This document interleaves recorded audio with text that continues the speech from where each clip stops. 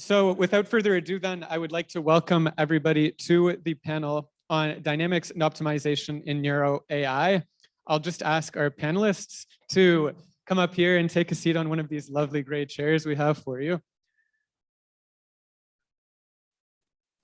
So the focus of today's panel will be on the intersection of two subfields of applied mathematics that we've been talking about so far today, dynamical systems and optimization, and the intersection of these with specifically neuroscience and of course AI. So I'm personally super excited for this panel as this falls very close to my research interests.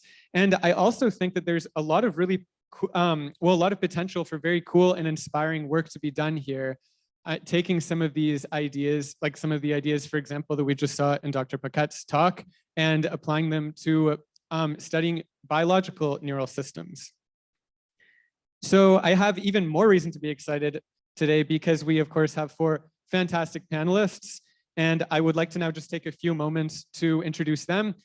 You're all familiar with Dr. Paquette, who we saw give us a keynote just a few moments ago.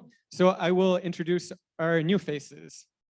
So here we have on the left, David Kanaa is a first-year PhD student at the University of Montreal. Sorry, this is on my left, on your right. And he is working under the supervision of Professor Pierre-Luc Bacon. He received his master's degree in computer science from Polytechnique Montreal, as well as an engineering degree in applied mathematics from École Centrale Marseille. His research interests lie at the intersection between machine learning, control theory, and dynamical systems. His body of work includes applying neural ordinary differential equations to video generation and formulating time-continuous gradient-based meta-learning algorithm for few-shot multimodal classification. So moving across to our speaker just on your left of Dr. Paquette, it's Dr. Guillaume Lajoie. He is an assistant professor at the Department of Mathematics and Statistics, University of Montreal, and a core faculty member at Mila. His research group pursues questions at the intersection of neuroscience, AI, and applied mathematics, with an emphasis on the interactions between artificial and biological neural dynamics. He was named an FRQS Research Scholar in 2018, CFAR Canada AI Chair in 2020, and Canada Research Chair in Neural Computation and Interfacing in 2022. Before starting his research group, Dr. Lajoie was a Bernstein Fellow in Computational Neuroscience, and later a Washington Research Foundation Innovation Fellow, developing tools for brain-computer interfaces in the laboratories of Dr. Eberhard Fetz and Adrian Fairhall, who you may know at the University of Washington. So a major thrust of Dr. Lajoie's research is dedicated to understanding how neural dynamics across scales interact to support learning and computations. So on your left here of our panelists, we have Dr. Sirpal. He is interested in the neurobiology of motor recovery and intercortical interactions. He is a postdoc at the University of Montreal, and he utilizes traditional signal processing and machine learning techniques to study questions related to the mechanisms involved in the control of movement and plasticity, supporting motor recovery from post brain injury, and the impact of neuromodulatory approaches on the brain. So now that everyone is acquainted with our awesome panelists, I'll take a moment to give you an idea of the panel format. So for the next 30 minutes or so, I'll have some questions to guide some discussion between our panelists and of course around the topics that we'll be discussing today. And after that, we'll wrap things up with spending hopefully about 10 to 20 minutes taking questions from the audience. So as you're sitting here, kind of thinking about some of the topics we're discussing, if you could walk on over to Slido on your phones and maybe add in some questions there that you might like to see asked, maybe upvote some of your friends' questions that you're curious to hear, and those will be addressed towards the end of the panel. So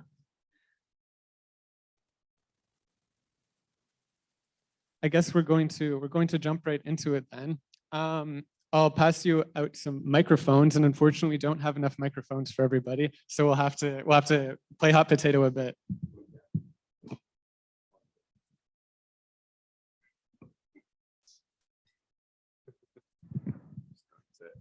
Just going to randomly distribute microphones here. Okay, so the first question, I'm just going to ask some more kind of directed questions, but if any of the other panelists would like to jump in. So we've talked a bit about optimization in the last fantastic keynote, but we haven't talked so much today about dynamical systems theory. So on that note, I would like to ask Dr. Lajoie if you could tell us in brief what dynamical systems theory is and what motivates you to study this field. It's a very it's a very high level question. I guess we could spend probably the next week discussing this, but if you have any quick words. So once upon a time, there was the sun in the sky and the planets in the solar system, and a bunch of people were trying to figure out how that works. And that was basically the birth of dynamical systems theory. Henri Poincaré and a bunch of others kind of led to opened this pretty crazy black box that led to a lot of really cool mechanisms.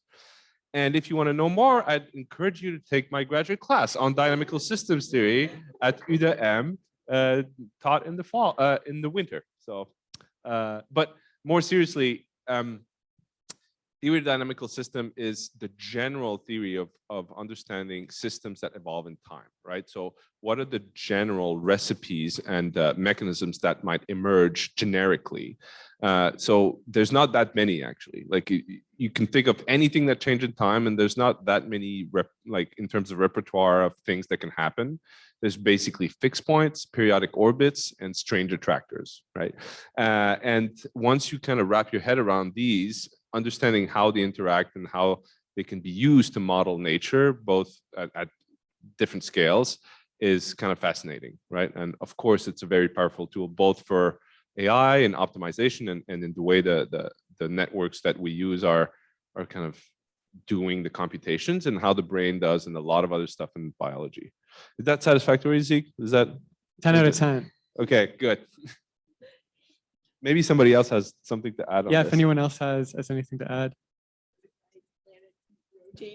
Planet rotating and stuff. We still haven't figured out the three-body problem, by the way, right? So it's kind of been a failure of a field as development, if you think about it. Cool. Well, thanks for that introduction, Guillaume. And now we're going to ask another kind of more targeted question to introduce some of our new faces as well. Parikshat, as a computational neuroscientist, could you tell us a little bit about how the ideas from dynamical systems theory and optimization influence some of your research? Yeah, so I definitely echo Dr. Lajoie's comments about dynamical theory and optimization. And in my research, just may jump in quick. Yeah, if you can just hold your microphone just up a little bit higher for the online audience. Yeah. So in my research, I use a dynamical theory and optimization as a framework, a general framework to understand specific brain states, using the framework of dynamical theory to understand brain state in a control or healthy brain, as well as maybe an injured brain, for example, in an epileptic brain or a stroked out brain. So using that framework, I think, is a very good guiding tool, guiding step to understand what the next step in analysis would be, using for the next step of analysis of understanding how the brain is, for example, responding to a therapy in the case of neuromodulation, or even a pharmacological therapy. So I use it mainly as a general theoretical framework to understand how the brain's working. Very cool. Thanks. I don't know if anybody else also wants to jump in there. All righty, then we'll ask our next kind of question to introduce our last new face here. David, as an AI researcher, could you tell us a bit about how dynamical systems theory and optimization influence your work? Just starting off or finishing off on a high level kind of introduction here. Good question. The way I perceive what interests me in dynamical systems is the fact that, as Guillaume said, they provide a sort of a set of tools that allow you to either model phenomena that do evolve. I mean, because at our scale in the world, things seem to evolve in continuous time, and dynamical systems provide a set of tools to sort of analyze and model such systems. And how does it affect my work? That's a large question. I'm still trying to determine that. But let's say that because I have a perspective, I've tried to sort of changed the way I see the future of the field. I remember I was doing this internship for a company, and I was working with reinforcement learning algorithms, and everything was formulated in discrete time. And I felt, oh, that's kind of odd. If you want to deploy this, what happens in the real world? Because things evolve in continuous time. And I started thinking about perhaps changing that, perhaps adapting it to continuous time. It turned out that when I talked to the person who supervised me, to them, it was sort of a foreign notion, not the notion of continuous time, but the idea that it had to be applied to machine learning. And afterwards, not from them, but you could see that the interest emerged in the field as a whole. And I think that it's probably going to change the way we perceive the field in the future. People will have started using dynamical systems to analyze asymptotic behaviors of, how would you call it, optimization algorithms. And I think it will go in that direction, using dynamical system tools to analyze algorithms we use in ML. And likewise, perhaps those algorithms will be able to be applied along with dynamical systems to make better models. So I'd say, how does it affect my research? It's along those lines, just as much as it affects everyone's research. Very, very cool. Thanks for the awesome answer. So this one is going to be maybe geared a little bit more towards Dr. Paquette here, but I would love to hear other people's insights for this as well. So for the AI enthusiasts in the crowd, when we think about implementing some of the optimization methods, for example, the ones that we're talking about today, is there a way that applied researchers in neuroscience, or I guess as you're more familiar with in data science and AI, frequently fail to implement optimization tools correctly or suboptimally? Or is there some way that, and I think this maybe kind of follows up very much on some of the intuition that you provided in the talk today. Curious to hear your thoughts. Yeah. Oh, hi. Hello. Oh, got it. It's coming back. Okay. Hi. I think for lots of AI people who are not optimizers, they view AI, the optimization, as some literally a hyperparameter, or you just, do SGD, it's programmed, it's done. You don't do anything more. That's all you do. And I think if you look at the history of these things, what the reality is that you design actually algorithms for solving specific problems, that there is no one-all algorithm that is going to solve everything. And I think people forget this in ML. They just view it as a black box. Here's a thing to do that. It's not true. It doesn't exist in the world, okay? And so you'll see over the course that there will be more and more as people will actually design algorithms for solving specific problems again. So I think that will be coming soon. So that's kind of my view of this. Anyone else And as well, we could open that up to if for example, Guillaume or David, if you see people in more of the applied field implementing theoretical techniques from dynamical systems that you think could be implemented in a slightly better way. So from dynamical systems or optimization. Yeah. Right. So this is in the context, I guess, where optimization is viewed as, a dynamical system in parameter space, right? Where when you think about it, this is pretty much this is what the brain does when it learns, right? There's some dynamics in terms of the synapses and all the parameters of the brain that modifies, the way the brain itself interacts among neurons. So there's multi-scale dynamics, right? So I think that's something that's I'm kind of skirting your question here, but I think it's important to think about the whole system as multi-scaled in some sense, right? You have the activations of the network that perform the computations, and you have the changes of the weights between the neurons that evolve throughout optimization. And I think there's a lot of the different factors there. There's architectures, there's your data set, as you talked about, Courtney. And I want to push back a little bit with what you were saying, because I think there's this overlying like general principles in terms of, okay, there's a gradient, there's an error, there's something that like learning the dynamics in the parameter space, whatever that space is, needs to make you do a better job, right? You know, to solve a task better, something like that. So I think there are common principles across the board, even if there's not an algorithm that works like optimally for everything. Okay, it's true. Okay, but there's a couple of things too, which is that, and this is where optimizers don't really know. Like I still don't really know. We don't even know what the tasks are. I think like the task used to be just find the optimum fastest. We don't even know what the goal is anymore, and that makes optimizing extremely hard. If you have no idea what you're actually trying to aim for, like, okay, you can say I'm trying to minimize some f sub i's, but those f sub i's are, you know, a proxy for something else, and that's not actually what you care about. You actually care about learning. Okay, so what metric are you using for learning? We don't even know anymore what people are trying to do. Not you guys. Maybe I'm generalizing here that you guys are all learning people, not optimizers, but I actually just don't know what the tasks are. And I think that makes the optimization much harder. And maybe there is a one-all optimization out there, but who knows what the tasks are changing, I guess. But I'm curious here, like you say, because if I give you a cost function or a loss, right? And I say like optimize that, you know what that is, right? But you're saying that the loss representation, or in some cases that might not be explicit, and you're kind of stuck, right? Yeah, I mean, like what you know, a statistician would care about is some sort of expected risk type thing, where they say, okay, you're going to generate some new data point. Okay, I actually don't really care about how well you did on the training data. I actually really care about how well you did when you apply it to some new data.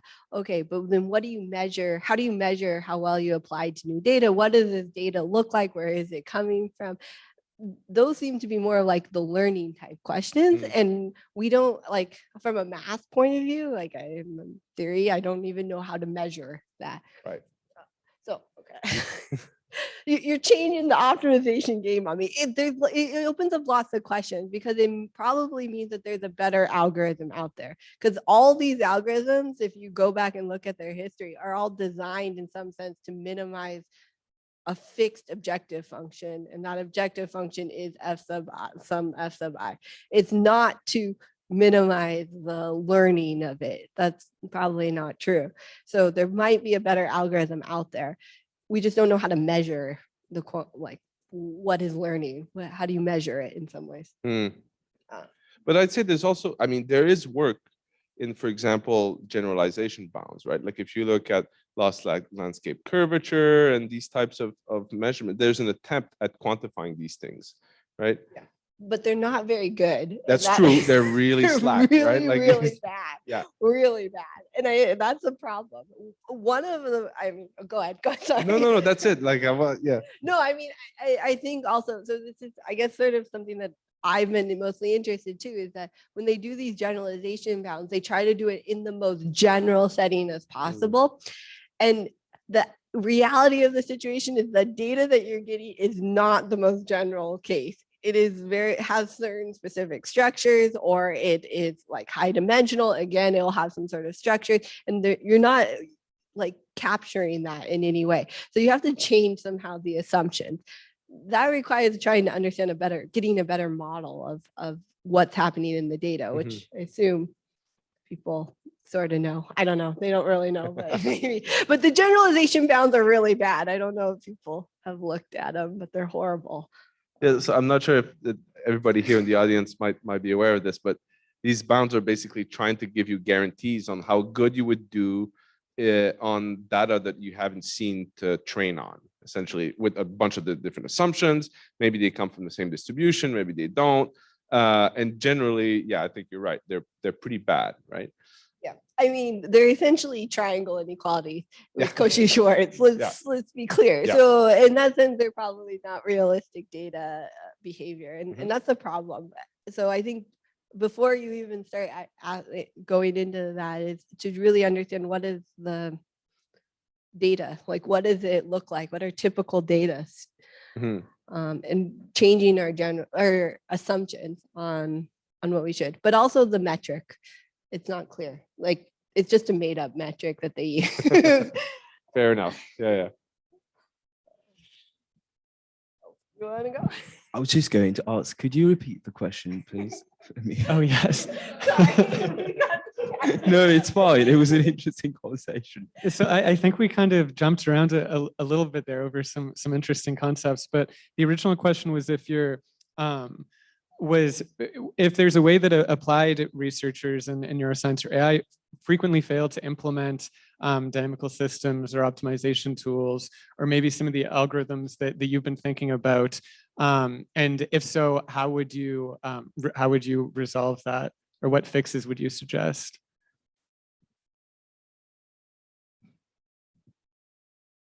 Processing. That's a tough one. It's It's basically really a question tough of the one. field of optimization, right? Like, how do you optimize better, essentially? Well, I guess it could be more specific though, too, if you like, if you've been working on a particular algorithm, you've noticed some of the papers following up on it are maybe not tweaking hyperparameters in the way that you would, or something like this, for example, I guess. In my case, because I'm not really aware of how everything is implemented, I'm still getting to know that, but I'll take inspiration from something I've been working on recently. And I feel like as it sort of uses as a staple what they were talking about, the idea that you don't have an algorithm which would work for all situations. And we've fallen into that pit where the community, sometimes people would, you won't use one algorithm and think, oh, it works for everything. Adam works for everything. Oh, no, it turns out, no, it doesn't. Sometimes SGG is better. And I feel like there is a recent set of algorithms used to optimize continuous time dynamics called Neuro-AI, which I've used in one of my papers. And I've been working a little bit with it recently and realized that, well, there are actually, while some people would use it, and even I thought of using it by default, there might be cases in which the algorithm will not be suitable at all. And I'd say perhaps that would be something that people have not looked into, or people have. I need to check the literature further. But that would be probably something that people misimplement or misuse in some situations. Very cool. Good answer. Yeah, Parikshat. Yeah, also I'd like to say, looking at edge cases, so looking at the cases where your proposed algorithm would fail, I think is very important. So that also means that looking at raw data, totally raw data that's not processed or filtered or done any sort of signal processing on, looking at what's the underlying structure of that data in different situations. So different edge cases, different types of, for example, neuromodulatory protocols or different brain states. I think then you can apply an algorithm to that to have a very specific answer to a specific data set, which you're very familiar with the data and where it's coming from and what is the underlying structure of that data. So I think a lot of the so it can be kind of like a feedback loop. So you understand the data, you can understand the algorithm, and vice versa. So I think that's a very important thing that should be looked at further.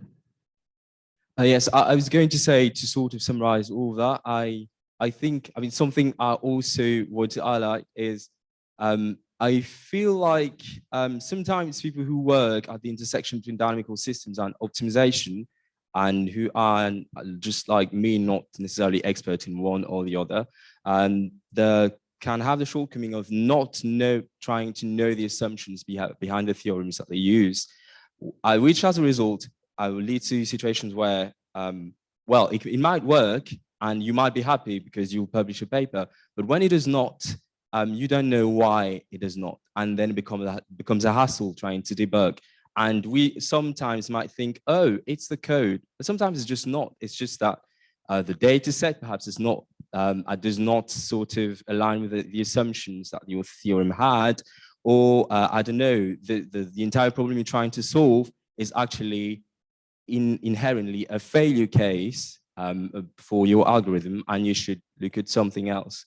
So I'd say, as a recipe for success in quotes, try to know the assumptions behind the theorems and try to sort of leverage as better as possible the knowledge that you have on your data. So I think that maybe if I could try to kind of get the sense of the overall attitude then from that last bit of discussion is that there maybe perhaps isn't kind of a silver bullet algorithm to do everything with, and we need to have a slightly more specified target, like problem centric kind of view in data science nowadays. But maybe there are some learning principles that we can apply across algorithms. Is this kind of roughly what? I think that's a good summary. And if I may, segue into the other half of the topic here, which is neuroscience, right? There's a fascinating question about, how does the brain do it? And if you look at the anatomy of the brain and all the learning mechanisms that support it, they're vast and diverse, right? And so there lies a clue, I think, to say that, a lot of tasks that the brain that we do well, right? Like few shot learning, generalized out of distribution, compositionality, these things and the way we learn them are likely dependent on the interactions of many diverse mechanisms in the brain.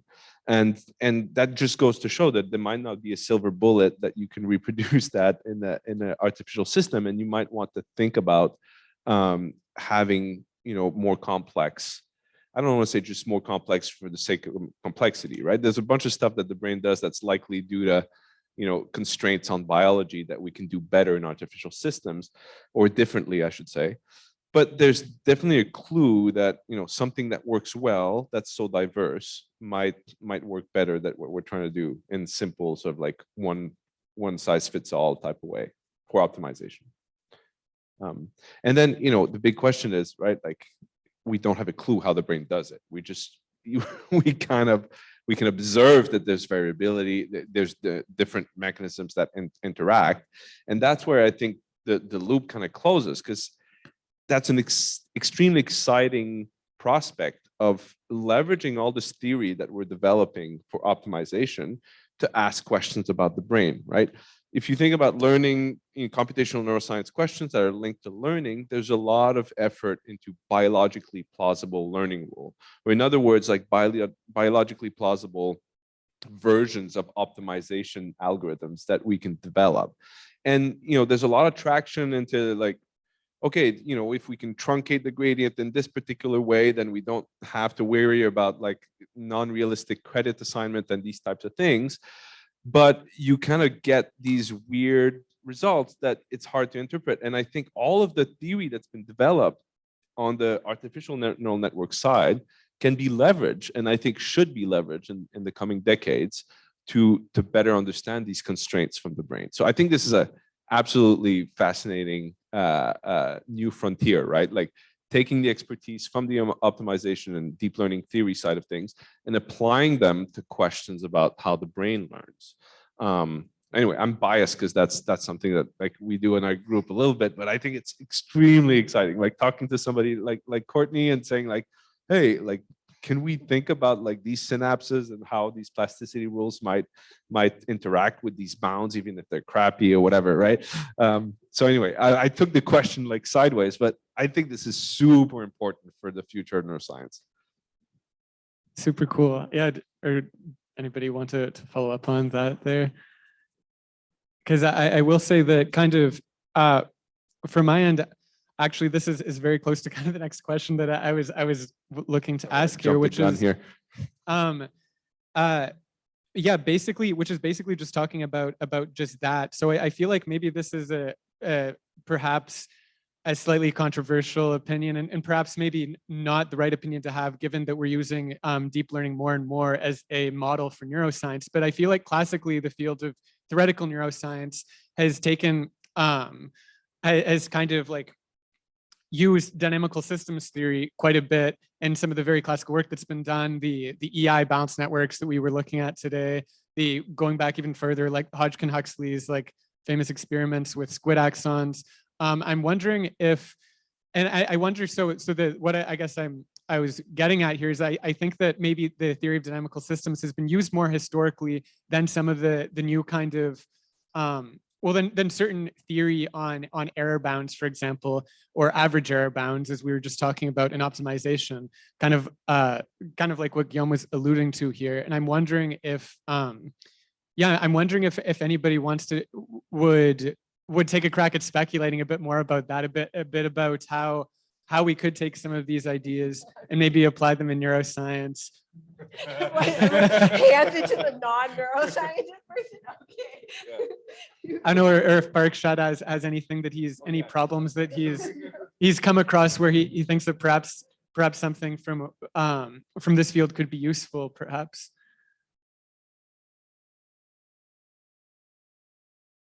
I don't think, Like that might get it going.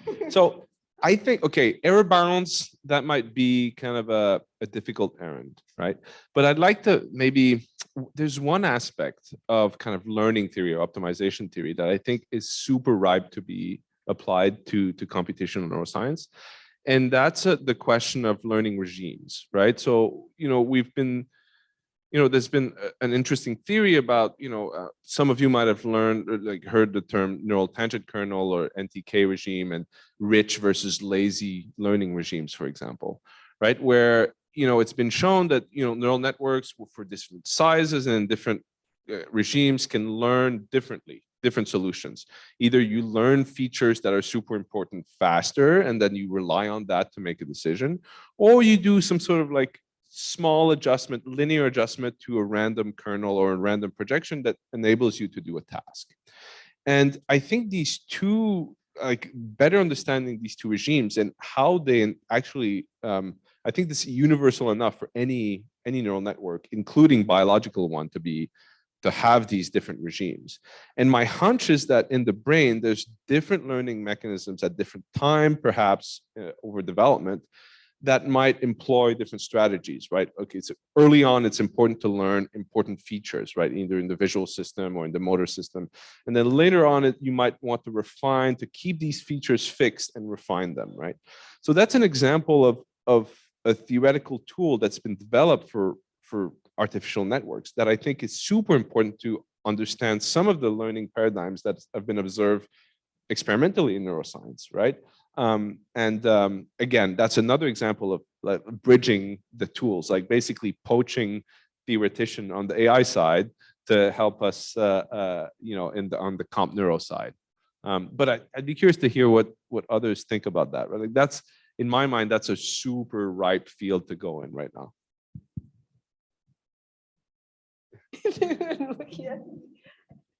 The question is way above my pay grade. And therefore it's my pay grade. Okay. No, I'd be curious, Courtney, to hear you on these different learning regimes, right? And how that might influence, optimization schemes too, right? It does. So I think this is something which I found really surprising. It was just because I was talking to a colleague, Jeffrey Pennington, about this kind of stuff, which is that there are these two regimes. Like there's this NTK regime, and then there's this I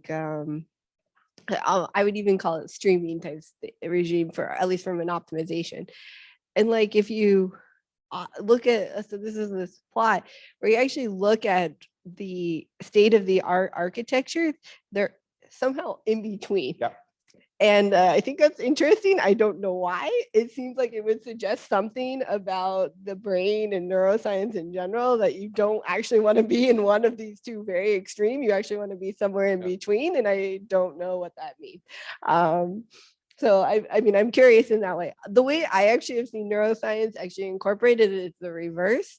So because into AI, which I also think is interesting, the way people do reinforcement learning is it's one type of learning, right? It's like repetition over and over and over again. That's basically what it is, right? And they have started to realize that doesn't work for everything. It works really good for games, and that's about it, right? That's it, and so like they're now starting to realize that they need to have multiple ways of learning, like that you need to actually incorporate directly into the problem that you're solving it using different techniques. So there are things of like, oh, maybe you need to include a different type of reward mechanism, similar to how brain uses like hormones. I've seen people talk about this before, to induce certain types of different learning and different strategies in the actual directly into the optimization. Because right now what we do is we just fix a learning type and that's what you use. You don't try to mix learnings together. So I think there's a lot of ripeness in that, going that direction. I don't know much about the other way. Sorry, I can't say very much about how I can't do the computational neuroscience. I have no idea what problems you guys have at all. So I'm sorry. I actually work with a neuroscientist who turned into an optimizer, and he never talks about neuroscience ever. So. It's complicated. Like you can't get anywhere. Maybe, I don't know. So I guess maybe we're probably going to switch in the near future towards. Oh, sorry. Oh, yay. Go ahead. Sorry, I'm jumping ahead.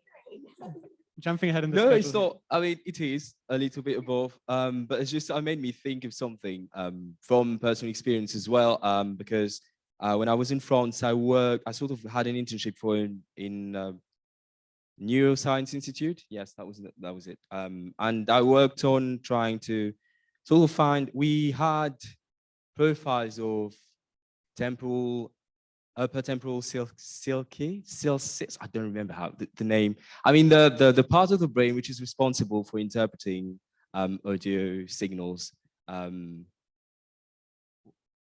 Yes, exactly. And we had several profiles from several patients, and the idea was to sort of we had functional profiles and anatomical profiles, and we were trying to sort of partition them. And I mean, talking about optimization and neuroscience, how optimization could help for that, it made me think, oh, actually, when I worked on that, I used tools which were not necessarily state of the art, which now are not state of the art, obviously. But what would be interesting would be to see how optimization problems can actually help solve such tasks, because it seemed like something very important. They wanted to be able to determine what functional and anatomical profiles could sort of give a hint as to whether a person could have an illness or something of the sort. So Nice. That could be a way to transpose it the other way. Thanks for the perspective. Awesome. Well, I think that we only have about 14 minutes left, so I'm going to turn things over to audience questions, and for that I will get my handy audience question computer.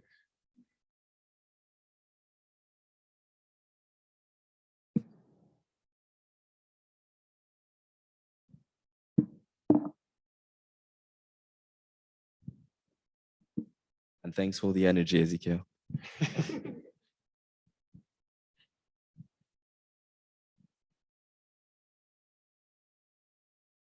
So I'm just going to have to take a moment to set this up. So maybe in the meantime, I'll ask you kind of the question that I was going to have as a kind of ending question here, which is for newer students who may not be as familiar with some of this more technical applied math literature, who are interested in studying, starting out in the fields of AI or neuroscience, are there any resources that any of our panelists would recommend for them, or any resources that they themselves personally found to be quite useful? I think the first that I would recommend is a dynamical systems class, which I teach in the winter. Yeah. No, but I think like core knowledge about, it's funny, but like dynamical systems and optimization are kind of key things that are going to enable you to read papers that are outside your field of interest, right? Because let's face it, like bridging these things, and that's one thing we're incredibly lucky here in Montreal. There's an amazing expertise in both neuroscience and AI. And it's like all right here, right? Like, so the opportunity to create these bridges is super, it's here, right? Like it's right in front of us. So I would say if you're from the neuroscience side of things, get acquainted a little bit with the jargon and with the key principles of AI, right? Take a, what's a deep network? What's, a dynamical system? What's an optimizer? And if you're in AI and you'd like to learn a little bit about neuroscience, well, there's a bunch of different resources, and there's classes here, there's a bunch of expertise, and specifically here at Unique, right? Like, we're going to be hosting more and more events that try to bridge these divides. But as Courtney said, like, I think there's an amazing opportunity for AI practitioners to learn about how the brain does things and to implement algorithms. Like, this worked extremely well in the past as well. So I don't know, that's kind of a boilerplate answer. But just don't be afraid by the equations or the terms you don't know. Just like keep going at it. Osmosis works wonders. Just read papers, and at some point it's going to start to make sense. I was going to make a pun because you said an amazing opportunity and you talked about a unique opportunity. Sorry, yeah, I should have. I would also want to say to attend seminars, like it's actually quite useful just to learn kind of, one, you get the terminology, and two, you get to at least hear over and over what are the new things coming out, which are kind of hard to get from like books and things, like what exactly are people actually doing. So attend seminars, even if you have no idea what's going on, it can actually help quite a bit. And also, I think it's useful to form graduate student seminars. I don't know how much they have them in neuroscience, but they're super popular in machine learning, where, graduate students are the ones presenting papers, they're getting it up, they're talking and discussing things. So I think that's super useful. I wanted to ask, sorry, I know we don't have much time, to sort of everyone, how many of us do you consider as well learning a little bit about statistics? Because we talk about optimization and neuroscience, but I was wondering if you think that somehow we should also learn a little bit about statistics, because in optimization we talk about expectation, variance, blah blah blah. It's within the jargon, but no one speaks of statistics often. Okay. Okay. It was just a hammer on that, but. Yeah, I also echo those statements. I think getting familiar with literature, understanding the jargon, maybe even starting some of the mini projects that you can find, as an online resource, or even if you're, doing your own work, you can use your data as a tool to learn from the theory and the optimization. So I think just keep at it, as Guillaume said, and osmosis does work wonders, definitely.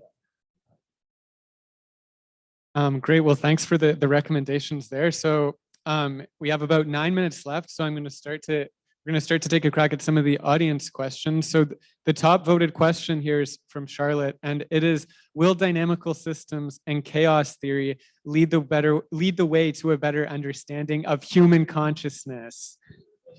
That's like the double C word here. Chaos and consciousness in one question. That's rough.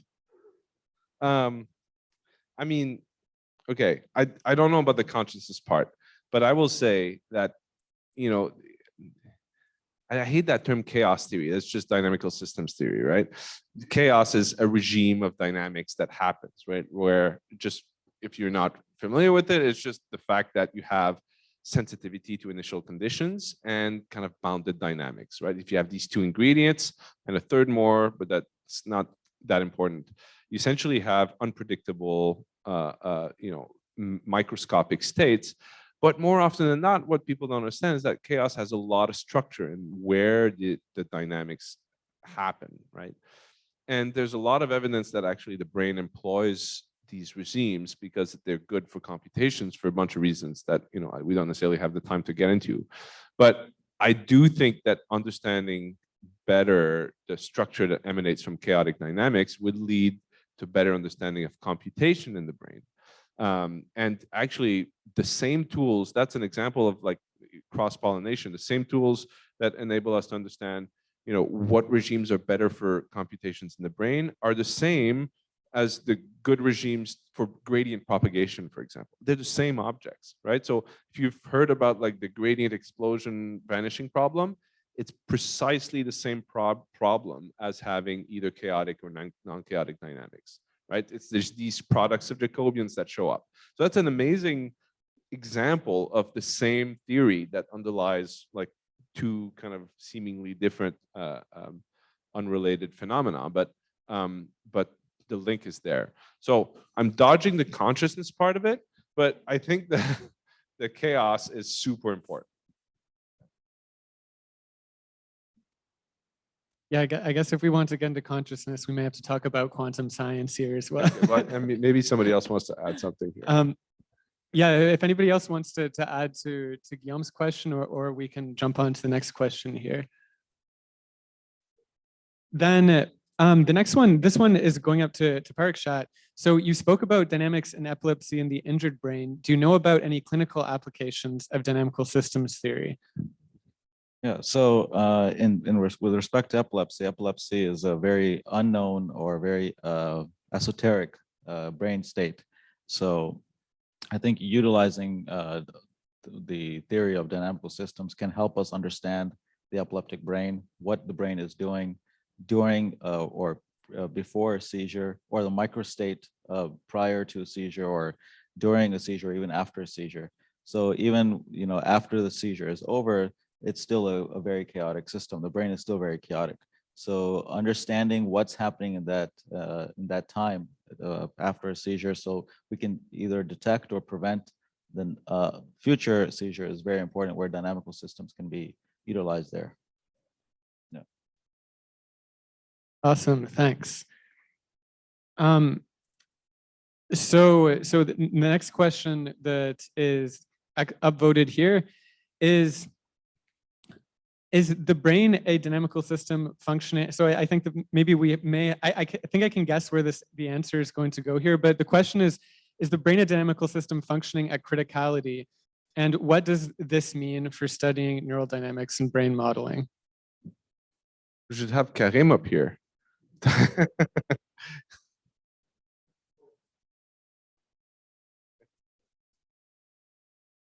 So yeah, I mean, I think there's a lot of experts about that question here in the room, right?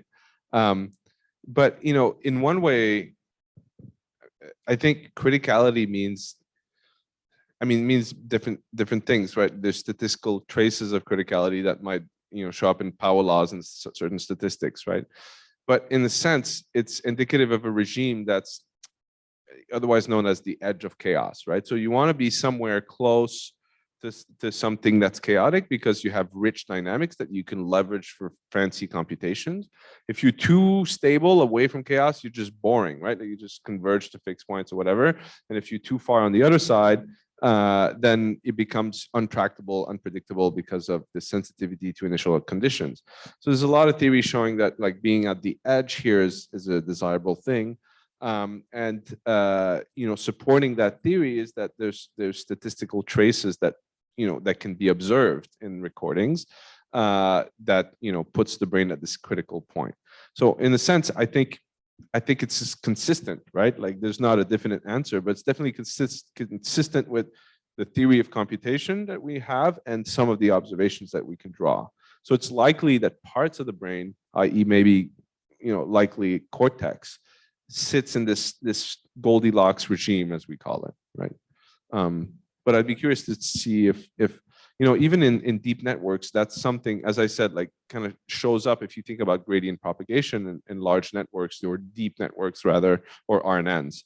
But in general, like these types of regimes, like basically that's controlled by the strength of your weights, for example, and that can influence the solutions you find.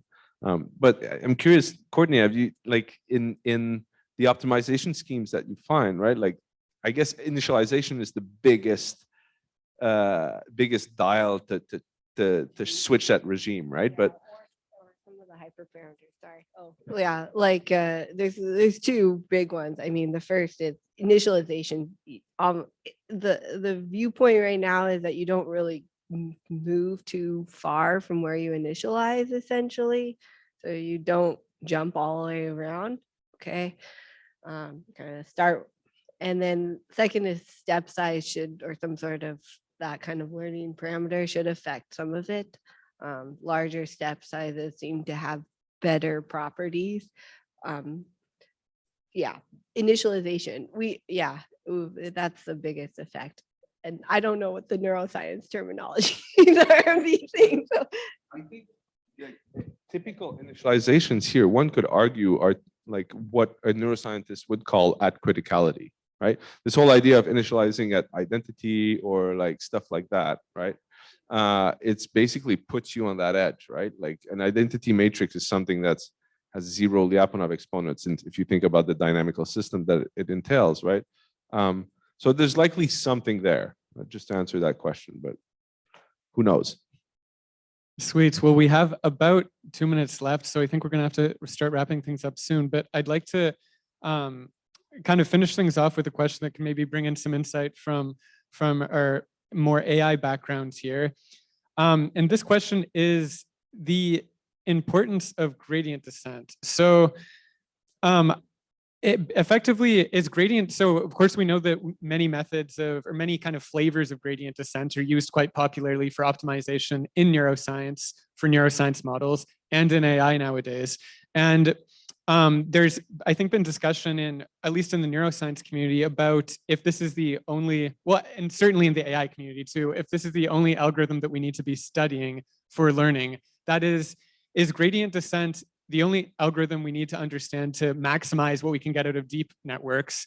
In AI, on the other hand, in neuroscience, is gradient descent and these first order methods the only flavor or the only family of kind of algorithms?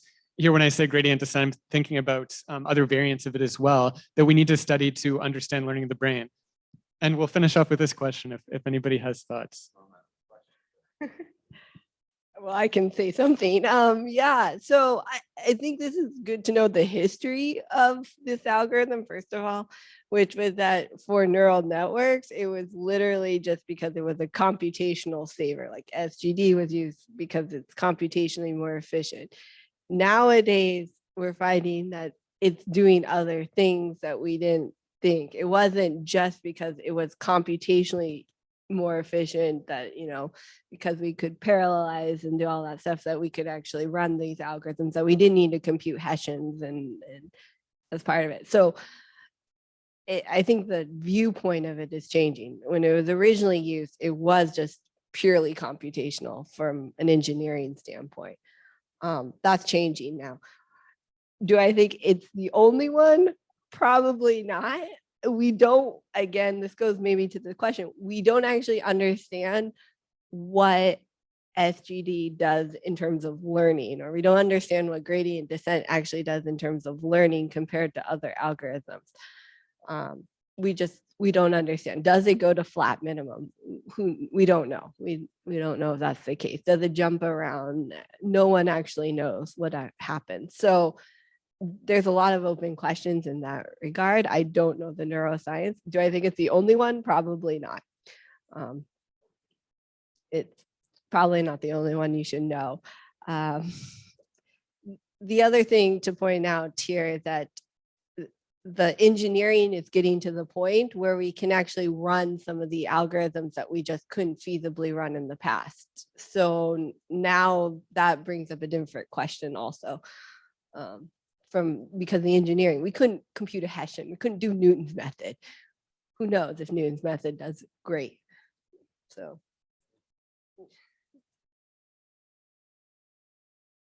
I'll really briefly add here that from the brain side, I mean, there's evidence in the brain, and this is likely due to different stages of evolution and different systems that have evolved, you know, sequentially, where you might have something that are far from gradient, like just general reward systems, right? Like you have neuromodulators and that are, you know, attached to sort of global reward that the brain can use to do some credit assignment.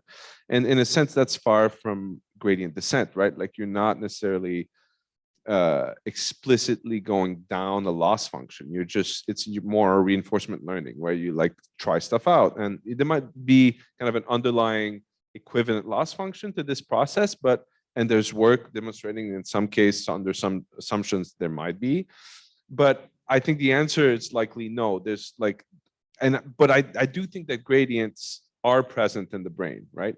And that there's ways that the brain is focused from the way that the neural circuits are wired to estimate these gradients in some sense. But I don't think it's the only one. It's definitely not. Gradients. Oh, I'm just curious. Sorry. Is it because you think that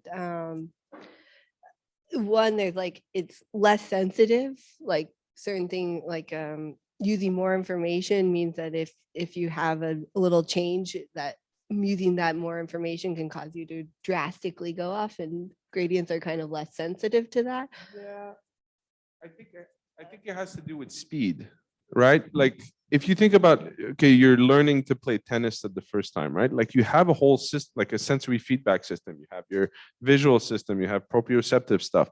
You can likely estimate how bad you are. Like you see that you missed the ball and it was lower.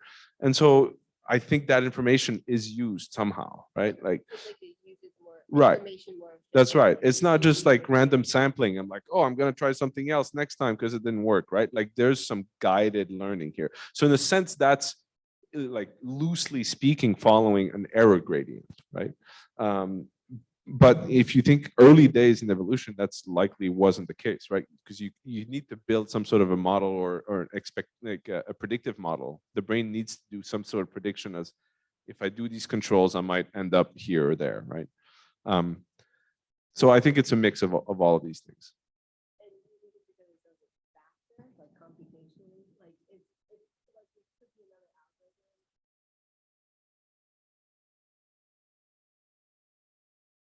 Yeah, I think so. Yeah. I mean, if you're an animal and you learn these things super, like complex tasks super slowly, you're going to get eaten alive. And so natural selection would have taken care of that, right? I think, right? This is entirely speculation, but yeah. Well, any last thoughts here?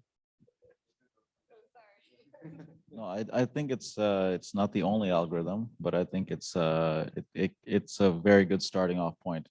So I think it's an algorithm that can lead to uncover more fundamental or even some relationships we didn't think about. So, and I think it can lead to further development of different algorithms, which can help us understand the bigger picture of the brain and how it works. So. Beyond my pay grade.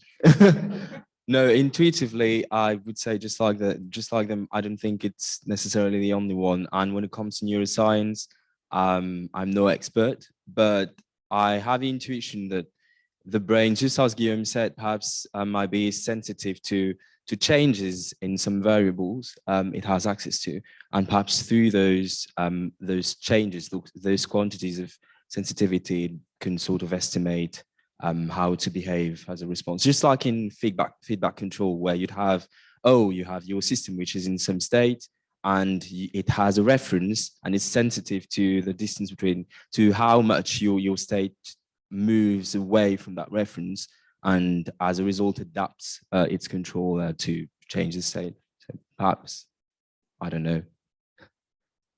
Well, I think this, that this leaves us on a great note here, a lot to think about, and perhaps as with, I think many great discussions, a few more questions than answers. But I would like to wrap things up then with everybody giving a warm round of applause for our awesome panelists.